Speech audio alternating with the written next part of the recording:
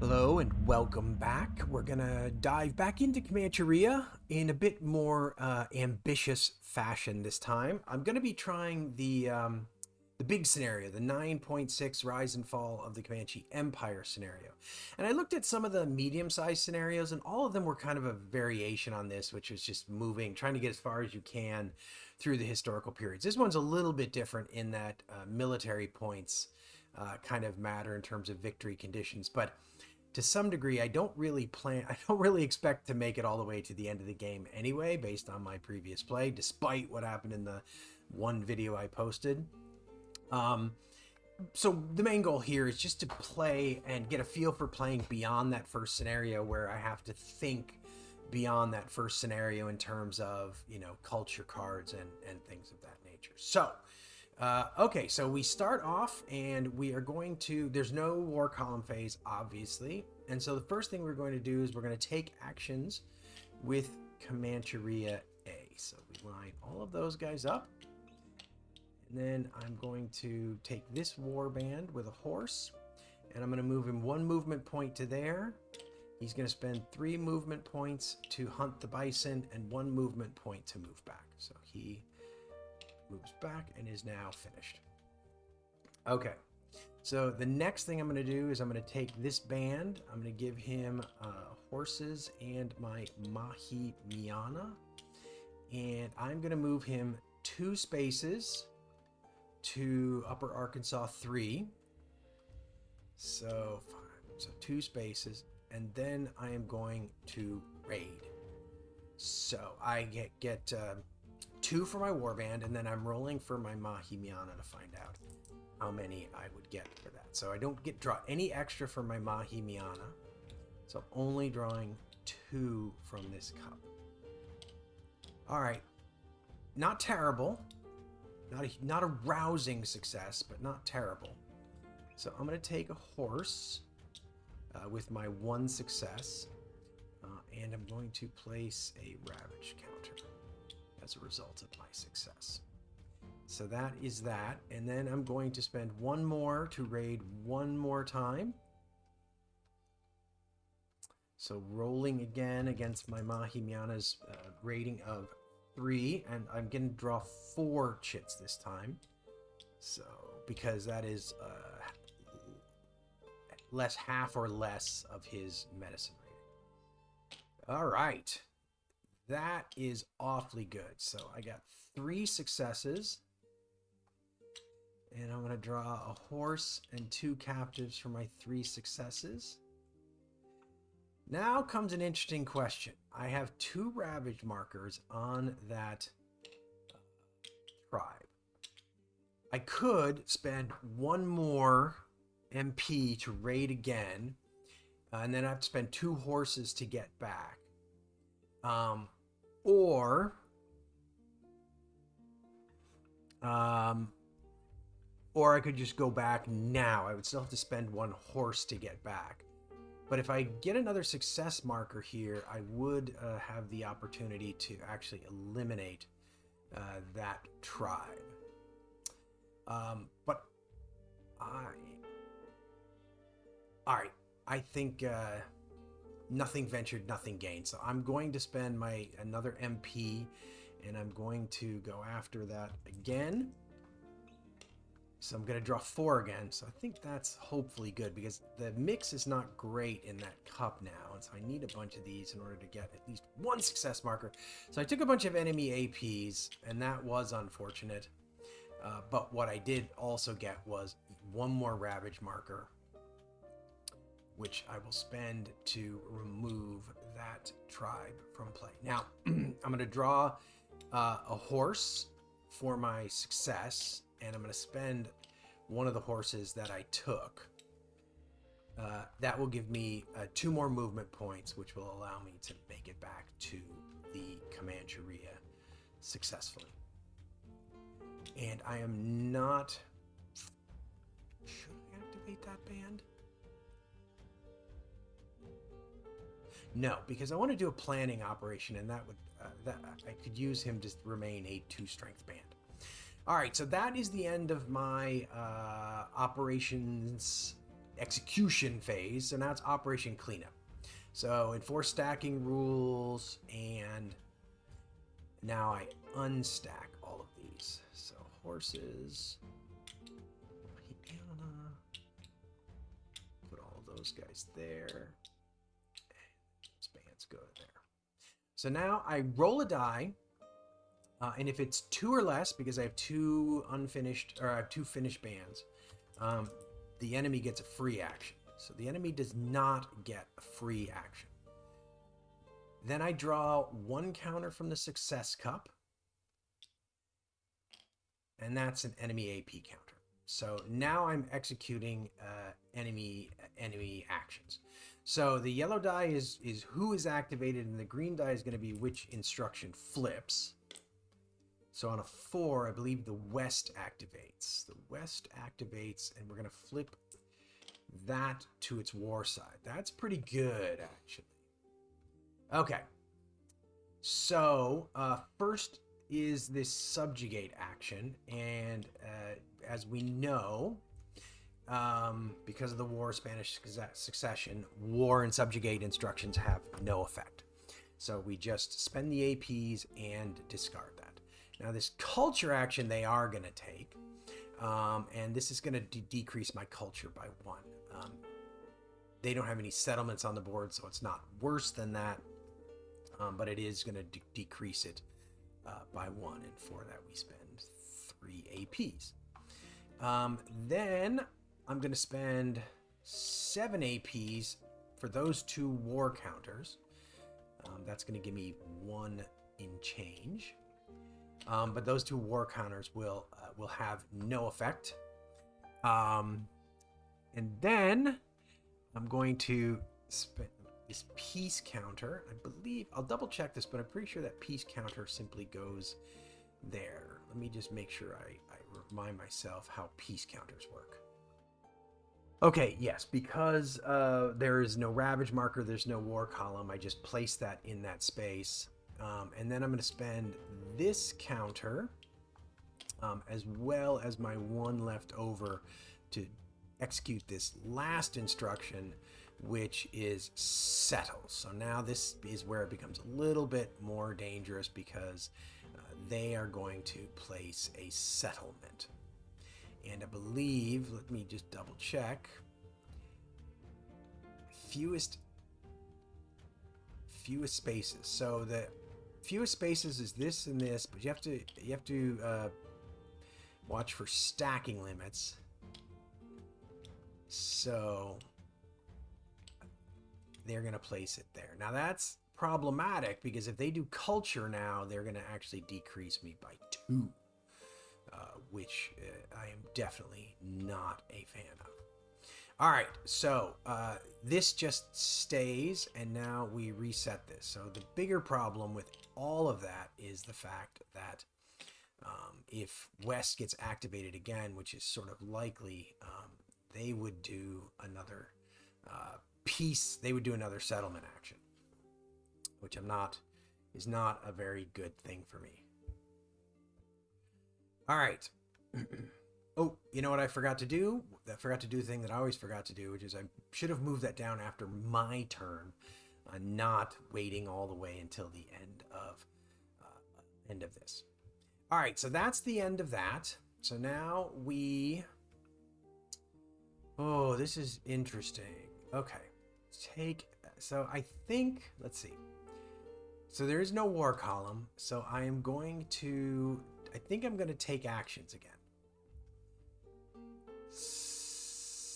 So do A again, and I'm going to flip all these bands to active, or unfinished, I should say. Place them like so. So I'm going to grab horses and Mahimiana. In fact, I'm going to grab 2 horses just in case. And I'm going to move 1, 2, 3, 4. This is actually not going to work. I have to rethink this.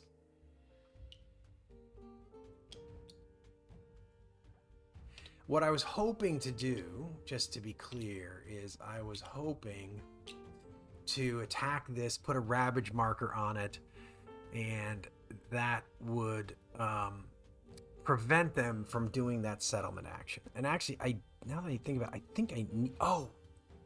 Wait a minute. 1 second. Okay. I just realized. So I am going to actually do this take actions. And I am going to load up a band with my Mahimiana and 2 horses. But what I'm going to do is, I forgot, or what I was kind of not seeing initially, is I can move along this dashed line. So he's going to move 1, 2. So that takes my movement points down to 3. And then I'm going to raid that settlement. So I'm going to draw 3 markers.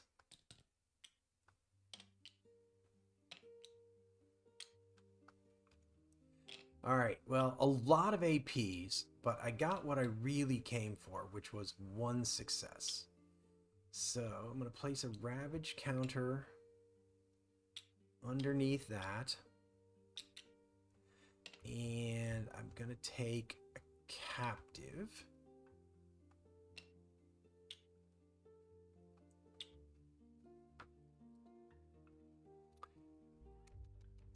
Now the question is whether I should do it again. The problem is that the number of success counters in that cup is getting very low. And so I don't think I'm going to. So I'm just going to spend my last 2 movement points to move that guy back.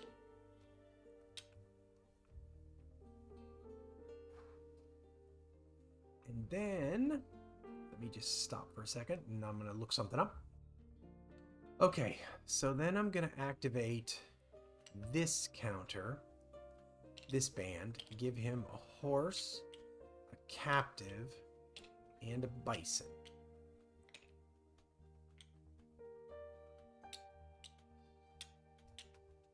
I'm going to move him 1, 2 spaces to this tribe, and then I'm going to do a trade action.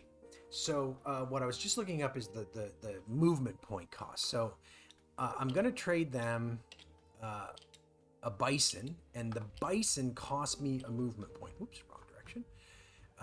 So that's 2 to get there, 1 to trade. Captives do not cost a movement point to trade. So I'm going to trade 1 captives for trade goods, and I'm going to trade bison for food.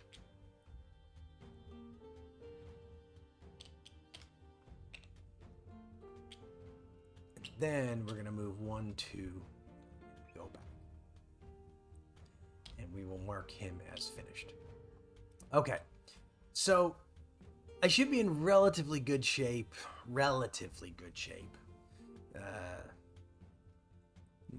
Kind of good shape. If the West activates. I would really prefer the West not activate, though, I think. Oh, you know what? I forgot to do something. I'm so sorry. When I did this raid, if the target space is a peace space, I don't think it is a peace space now that I think about it, because that peace is there. No, I'm wrong. So because this is in that square area,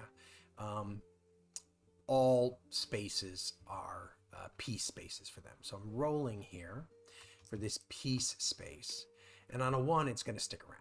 So if it's less than the peace, so basically I needed to roll a 1 or a 2, and I did.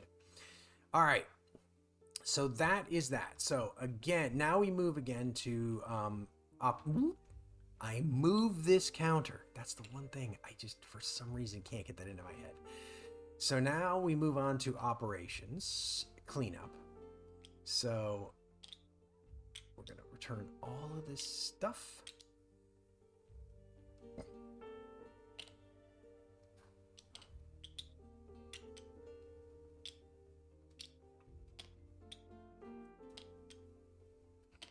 And we have 2 finished bands. So let's see if they get a free, somebody gets a free action. Someone does get a free action. Oh, that's so bad. Oh, dear. Okay, I was just confirming. The space is empty, so there's no effect. So then the West, as a free action, is going to do its settle action. And what it's going to do with that settle action is it's actually going to remove this Ravage marker. Which is what I was hoping, but I was hoping to have him spend APs to do it. But hopefully we can't get all the way there. So now we roll for, now we draw one. It's a success, so we just put it back. And now we are rolling to see who is activated. All right, that's better. I actually think that's better for me. So the North is activated, and this ally marker flips. Okay, so I've got a bunch of APs to spend. So we're going to raid. So I get 2 available MPs because that only costs me 2. Now I think, let me double check.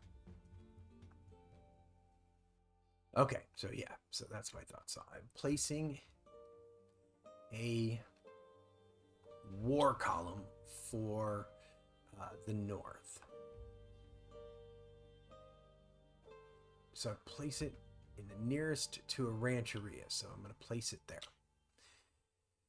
All right, so now I've got ally, and let's see. Well, let's first do this. Ally instruction is going to cost me 3. So there goes like that. And where do I put this? I'll probably put that in that settlement space, right? A tribe space of my choice. So yeah, so we are going to place that one in this space. And then we're going to hunt for 2. Spend those. And let me just make sure I remind myself how I choose that. Randomly determine a territory.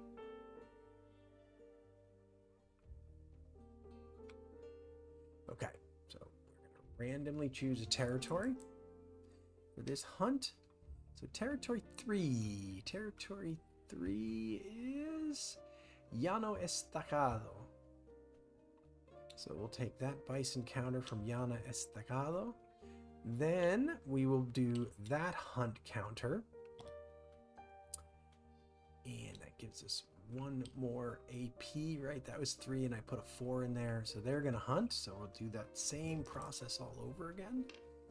This time in 6, which is the Rio Grande.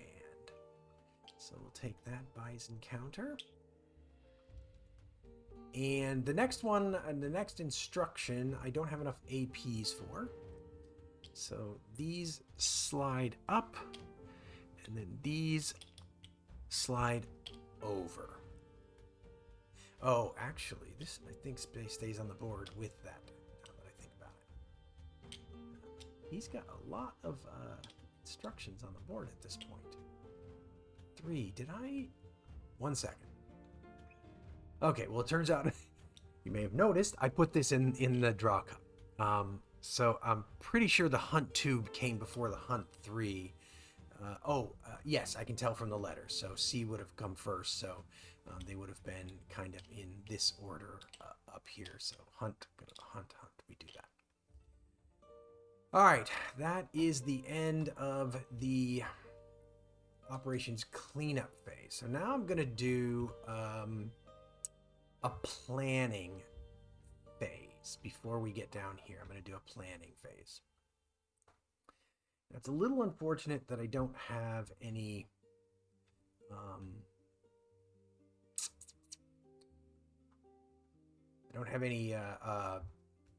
ravage markers on the board as we move forward. But let's see.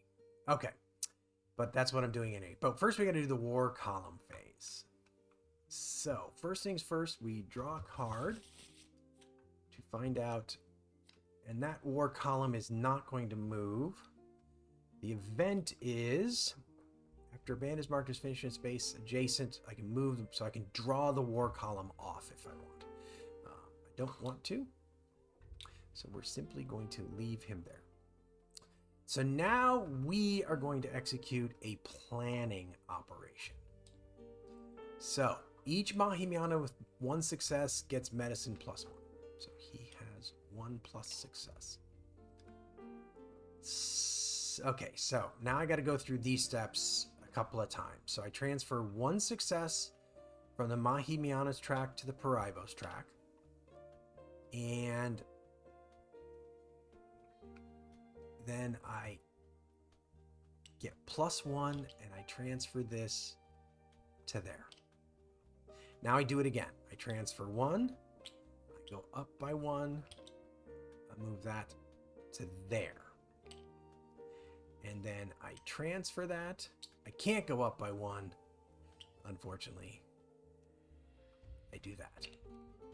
So now there's no more success tokens left there. Okay, so that is the sort of the headman stuff.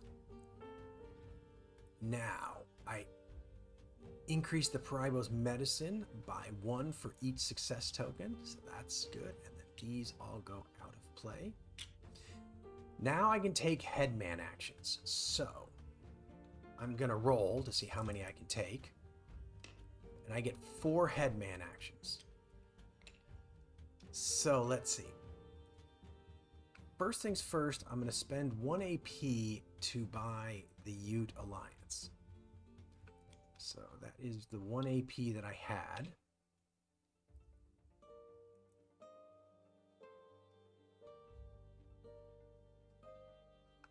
And then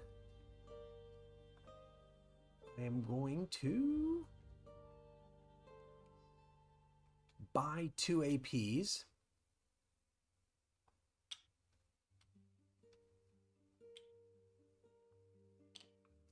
And then I'm going to return, let's see.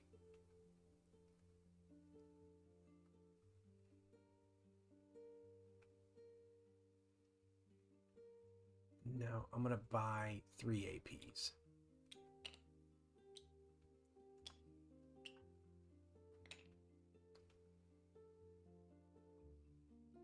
Can't increase my military because they're not, culture is not greater than military at this point. Okay, sorry. I just noticed, so military and culture points should have started at 3. And for some reason, I know I lost a culture point to the west enemy there. But I didn't lose a military point, so somehow those got off. So I was just fixing that. Okay, so let's see, have I completed my plan action? Now I roll a die for each Mahimiana with the 0. Nope. All finished bands' strength is reduced by 1, so these guys all go down to 1/6 bands. That's not ideal necessarily. And they are marked unfinished. And then I can move my Rancheria.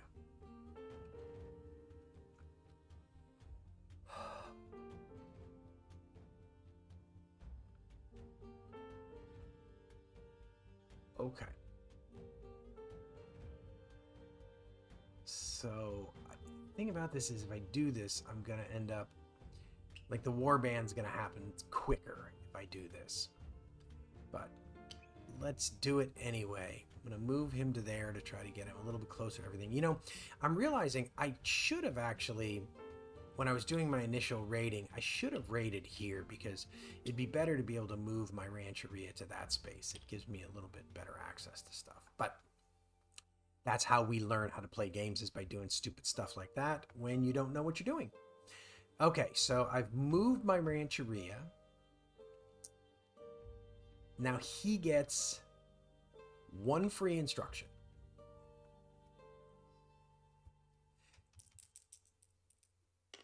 So is going to be the south. And the south is going to place a settlement. Is his free instruction. So he can't place it here.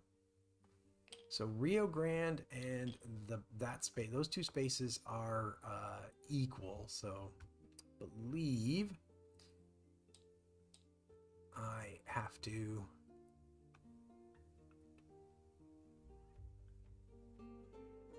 space with the lowest value. So, okay, so they're going to place a settlement in the Rio Grande.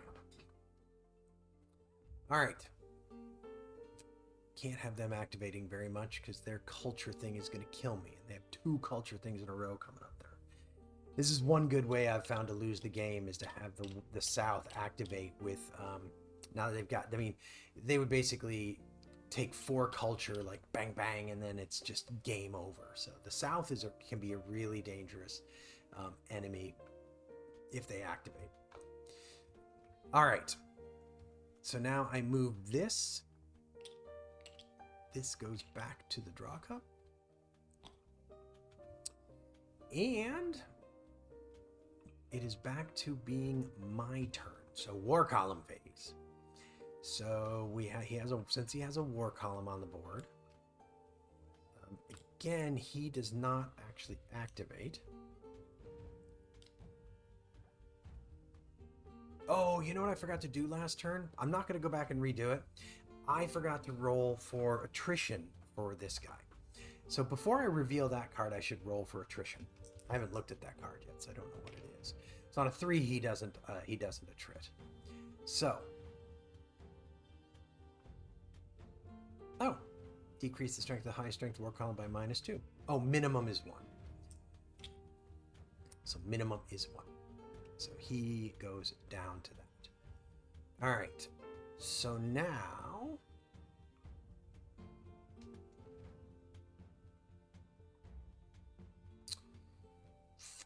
what do we do?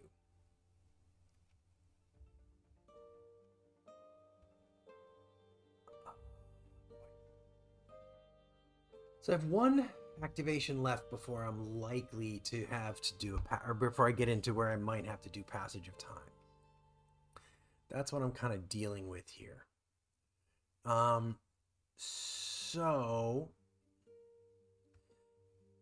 And the one thing that's really bothering me right now is the fact that I don't have any ravage counters on the board, which is going to cost me military points if we go into a passage of time. So I think that I would like to deal with that fact.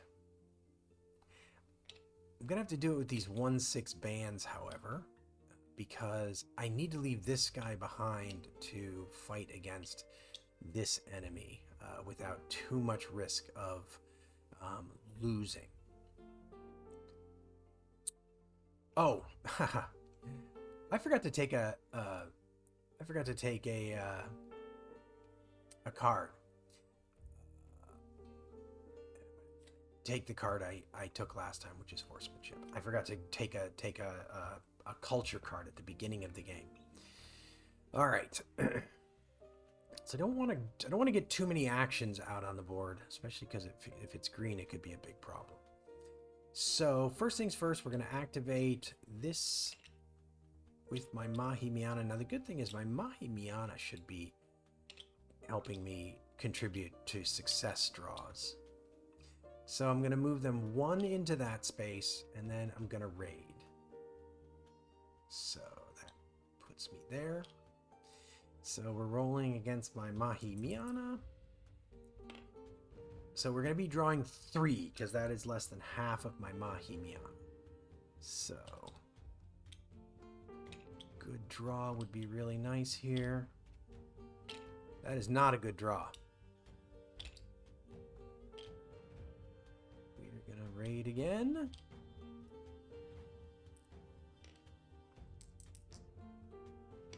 So still drawn 3. All right, 2 successes.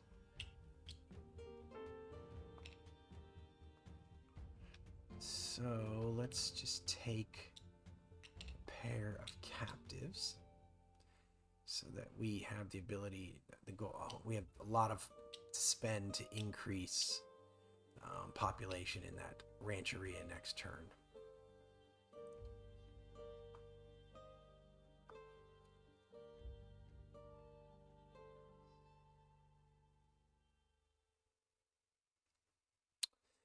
And then we place a ravaged counter. Sorry, I was just trying to think about how I want to play this out here.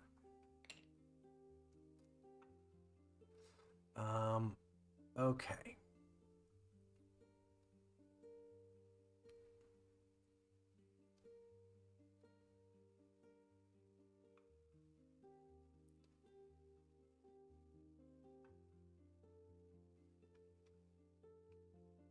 Realizing I probably should have done this slightly differently given kind of what I'm planning to do, but again, this is one of those things that we live and learn. What I was thinking I should have done is the first guy I should have sent through here, I should have traded, and then I would have left him kind of out here in order to like create a new rancheria when I do a passage of time. I didn't think to do that. So I can raid one more time, which I think I'm going to do at the risk of getting a lot more. So this time I'm only drawing 2, but 2 ravage counters would be good. Yeah, see, that's what I was hoping for, because I'm going to take a horse here because I'm planning to. Well, am I going to strip too many horses? Yeah, I'm going to take a horse.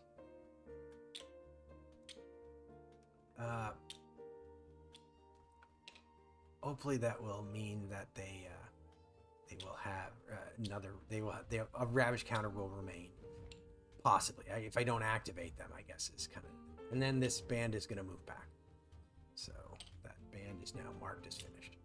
So now the next band I'm going to activate is going to be this band, and I'm going to take food and a captive.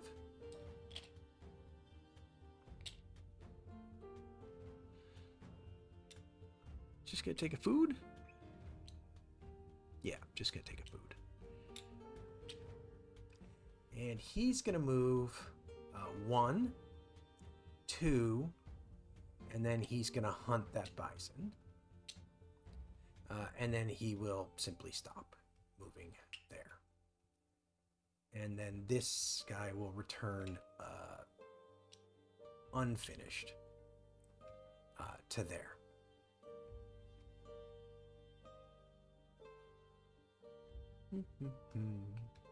Okay. I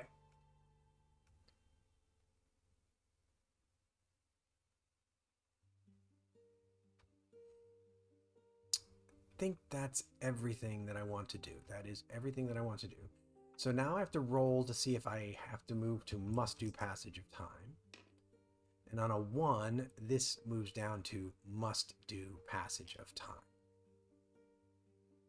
Okay, from what I can tell, I don't get these success counters back. I don't think it's going to matter because I'm doing a passage of time, but I think you have to be in that space in order to get it back. So, all right, so now I enforce stacking rules, which I'm fine on.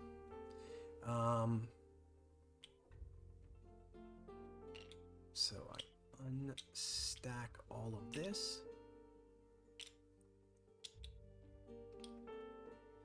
And then I roll a die for each rancheria with finished bands. So basically, again, less than a 2. So 3, so I'm not, they don't get a free action. Now I draw a token. They get more APs. So now we're going to see who activates. Oh, that's a little unfortunate.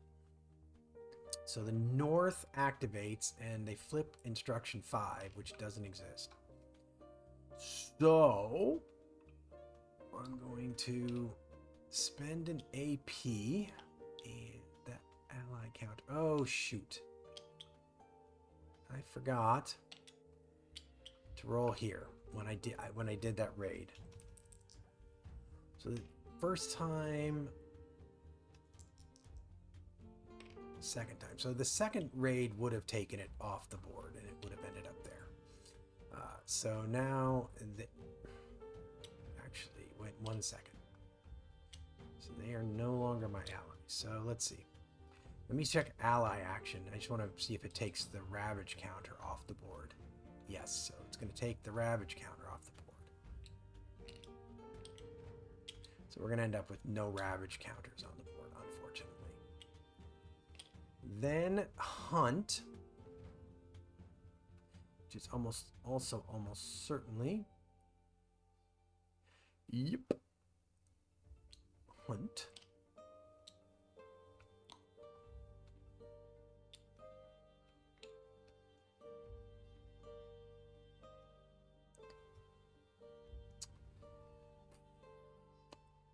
And that takes the last ravage counter off of them. So I'm going to lose military as a result. Shame, shame, shame. They hadn't activated, I would have been better. Probably would have been better off. I think it would have been better off. Is what it is. Okay. Now they are going to hunt. Because there are no more ravage markers on the board. So now we're in bison in area 2. And they're going to hunt again.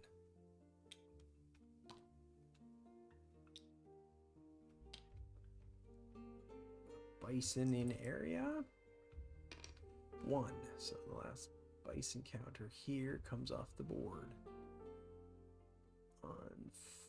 Unfortunately. And then ally 3.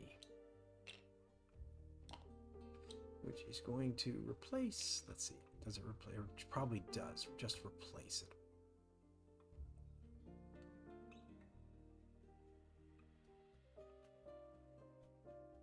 Oh, I can place that on a tribe. So what I can do is I can place it on a completely different tribe.